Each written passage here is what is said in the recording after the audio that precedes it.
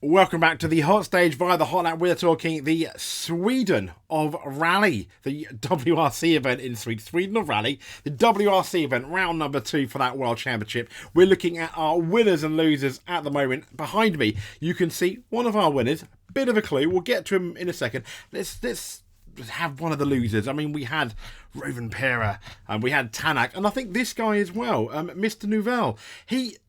It promised so much. I think he kind of got a bit bummed out with the starting positions on the Friday, which kind of screwed him over. But even so, he was a bit slow in parts. The Monaco winner, and he dropped some points to one of his world champions rivals, Mr. Elvin Evans, didn't he? But I think he's kind of our only loser, I think, coming out of the rally. There are a couple more, but we mentioned them obviously on our Friday update. This guy here, Mr. Lappy. Yes, how happy is he? I mean, more of him in a bit, but absolutely fantastic. Yes, you could argue he lucked in, but did he though? Because he didn't make a mistake where others around him were making mistakes, essentially, and just not being fast enough overall. Also, once again, I mean, this guy, Mr. Solberg, he absolutely owned WRC2, didn't he? And fantastic. At one point on Friday, in a genuine podium position for the whole event. Yes, sadly, that didn't last, but still. Okay, but let's get into also first podium, Adrian Formeau, M Sport. Absolutely fantastic looking, really smiley there, thanks to our filter. Once again, big winner. As you can see him here, the picture behind me, brilliant. But special mention also to and one of my friends that I was talking to throughout the whole rally, who was schooling me again on. I mean, he's pretty much, I think he's more knowledgeable than some of the commentators. But I do think this guy here needs a special mention. Yes, he could have won it. Yes, he crashed out. However, I feel that he had the speed to win it, and that's the important thing.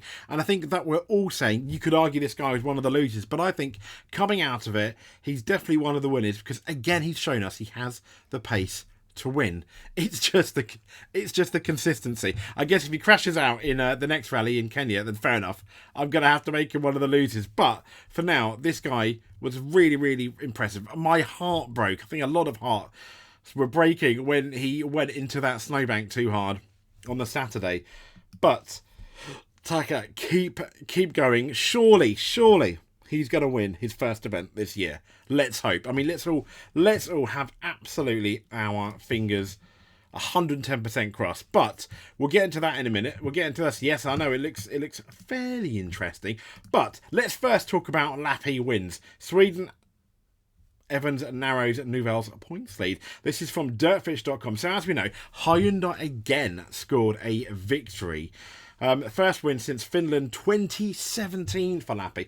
Second place Evans outscored Nouvelle, who was one of our losers. I think Evans, I was thinking of putting him as one of the winners, but again, he did make a couple of mistakes, didn't he? On Friday, he got away with that 360, and he got away with hitting a snowbank as well on the Saturday, and on the Sunday, he didn't lose it all, but damaged his car as well via a snowbank. Anyway, Lappy wrapped up his first WRC since 2017.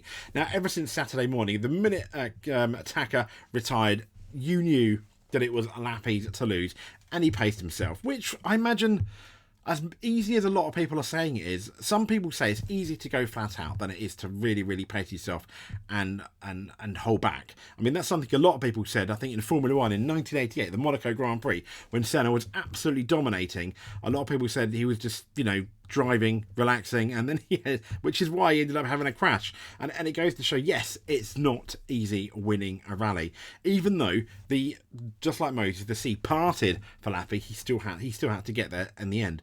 And he was not worried about the additional points on Sunday. On offer, it says, under the new WRC scoring system, which potentially is another loser. I didn't want to do it in our official winners and losers, but we need to talk about that new point system. Not necessarily today. As I was talking to one of my buddies, throughout the rally on WhatsApp. He was showing me what the point system would have been under the old point system, and it did seem a bit fairer, especially with the manufacturers. I mean, they're pretty much even on points, aren't they? I think when I look at it, and he did all these tables, which really were impressive. And I want to get him on it, and I really want to talk about it before we get into Kenya, because I think the point system is really, really interesting, and to where it could go. A lot of interesting stuff to talk about. But for Lappe, he said, crazy slow, but it's worth it. He went on to say, I've been hunting for this second victory for a while. I've had to say a big thank you to Cyril, the Hyundai boss. He kept me in the team after a bad second half last year. It's quite a contrast from then until now. So Formo had a similar outlook, and we'll get into Formo in a minute, but let's look at stats, as in differences between wins, which again, my wonderful colleague friend ended up sharing this to me. Don't know if you can see, you might have to zoom in, but what is it? Time between wins. Up until it was 5 years, 359 days. 1973 Safari until the 1979 Safari is the biggest gap. The number of rallies between wins is 56 starts between wins, as you can see. I can see here. Even Carlos Sainz, that's Carlos Sainz Senior, is on third on the list with rallies between wins. 27 starts, 98 New Zealand to 2,000 Cyprus, which is quite interesting. But M Sports Formau is one of his best yet, according to motorsport.com. Yes, Adrian Formal's run to a potential Maiden World Championship podium at Rally Sweden is his best drive to date, and that's from M Sport boss Malcolm Wilson. He's emerged basically as the surprise package, and it wasn't just, once again, like Lappe, yes, the sea parted for him. However, I think the big exclamation mark here for Formo is Evans was challenging him, but there was a lot of times, I mean, he won a stage and he was as fast as Evans. We're talking tenths, within a second at times, obviously, because he won a stage. He was fast, and he did so well. So the 28-year-old has delivered an impressive pace and consistency on Saturday to hold off Elfyn Evans in that fight for second on the Saturday. Brilliant.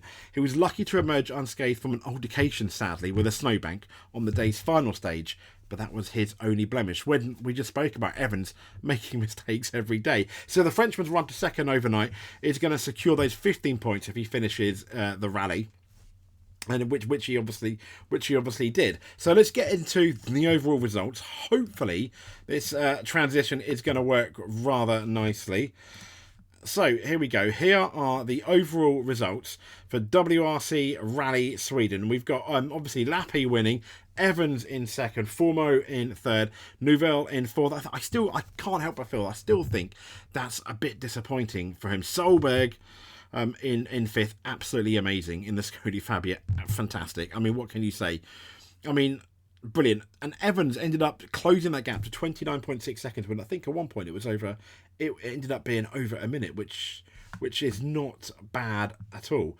So when we go to the results and standings, as it's loading here, Monte Carlo, WRC Sweden completed, WRC Kenya is next, just over a month away. It looks about 6 weeks away. And when we look at the championship standings, we've got Nouvelle in the lead on 30. OGA, funny enough, in second, albeit part-time, so he's not going to stay there too long. But Evans in third. And yeah, I mean, he's most certainly closed that gap. But that was the provisional standings at Monaco. We haven't had the Swedish ones yet, unfortunately, but he is closing in. I don't know why haven't they updated their own website? But anyway, I digress. Yes, Evans has closed the gap. I still think Evans is for me the championship favourite, and I think with the might of Toyota getting behind him, that's going to help. However, those Hyundais at Rally Monte Carlo, they did look quite impressive, didn't they? So it's going to be interesting to see who is going to reign in Kenya, and can Ford get another podium. Now, between now and Kenya, yes, we are going to be with you. We'll be doing news. I'm sure there's going to be more fallout for Rally Sweden, but what an event it was, and fabulous Friday. I think that went down on that extra long stage. That was absolutely brilliant. I mean, things were happening all around, weren't they? That for me was the best stage easily. Anyway, if you made it to the end, like and subscribe. That would be absolutely fantastic. Comment below. Let us know what you thought about the rally, and we will speak to you soon. Thank you very much.